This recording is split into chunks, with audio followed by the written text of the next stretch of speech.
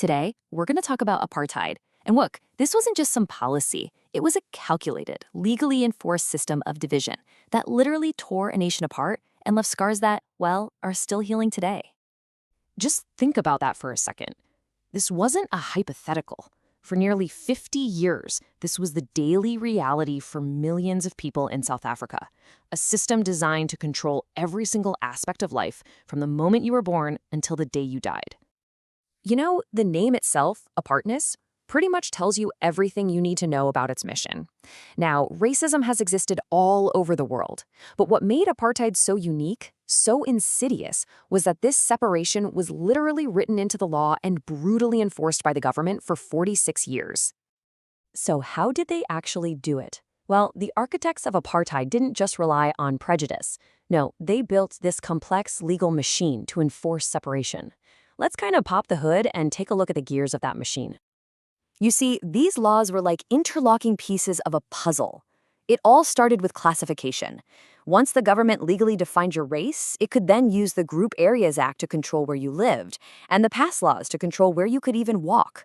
Each law built upon the last one. The foundation of this entire system was the Population Registration Act. And the methods they used? Well, they were as cruel as they were absurd. You hear about the infamous pencil test, right? Officials would literally stick a pencil in someone's hair. If it fell out, you might be classified as colored. If it stayed in, you were black. This wasn't science. It was a tool to divide. And it was so twisted that it would even split members of the same family into different racial categories. And the human cost of all this was just staggering. The Group Areas Act gave the state the power to declare whole neighborhoods white only. 3.5 million people were forcibly uprooted, their homes demolished, and their entire lives relocated to segregated townships, usually miles from work and any decent services.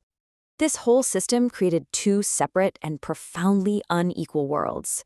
For the white minority, life was one of privilege and comfort. But for the black minority, it was a daily struggle just for dignity, navigating under-resourced communities, terrible services, and the constant threat of arrest just for being in the wrong place. And make no mistake, this inequality was intentional. This quote from Hendrik Verwoerd, a key architect of apartheid, is just chilling. It reveals the cold logic behind the Bantu Education Act. The goal wasn't just separating kids. It was about engineering an education system to permanently limit the potential of Black South Africans, basically training them only for a life of manual labor. The numbers here are just stark.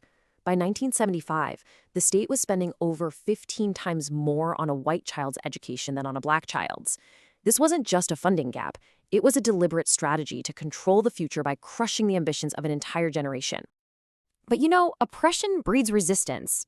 Despite the regime's brutality, the fight for freedom never, ever stopped. It was a struggle that grew and evolved over decades.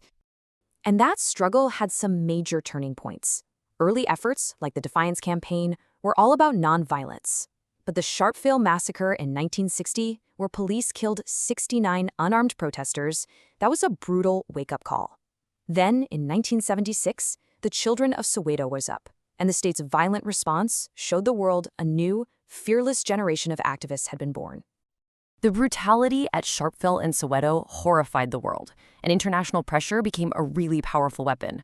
From the UN suspending South Africa, to economic sanctions that crippled its economy, to sports and cultural boycotts that isolated the nation, the world slowly but surely started to close in on the regime. So by the late 1980s, this combined pressure of resistance from within and isolation from the outside world had pushed the apartheid state right to its breaking point. The system was just becoming unsustainable. And then things started to change with breathtaking speed. President F.W. de Klerk began reforms, leading to that absolutely electrifying moment on February 11, 1990, when Nelson Mandela walked free after 27 years in prison. This kicked off intense negotiations, and it all led to the country's first truly democratic election just 4 years later. This was the moment the entire world had been waiting for, the inauguration of Nelson Mandela. It just symbolized the triumph of an unbreakable will for freedom. It was the beginning of a new, uncertain, but incredibly hopeful chapter for the nation. But dismantling the laws of apartheid was one thing. Healing the deep wounds it left behind, that was a whole other challenge.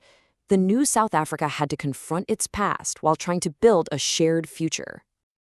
So instead of mass trials for the perpetrators, the country chose this pretty radical path, the Truth and Reconciliation Commission. It was a huge gamble on a powerful idea that truth could lead to healing.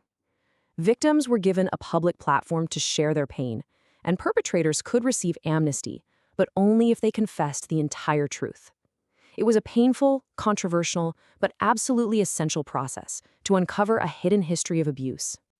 But the reality is, you can't erase 46 years of systemic inequality overnight. The economic and geographic divides that were engineered by apartheid are still deeply entrenched.